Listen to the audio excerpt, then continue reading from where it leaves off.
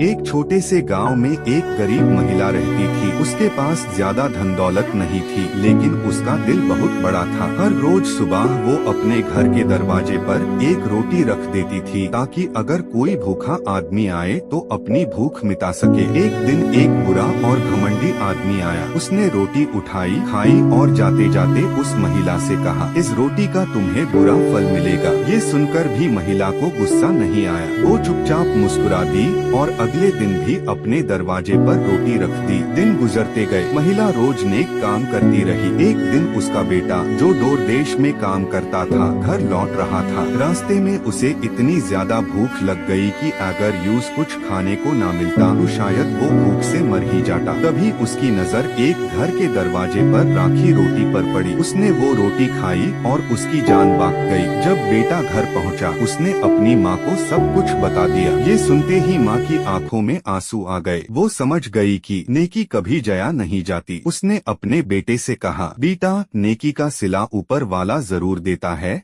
बस वक्त लगता है। सीख।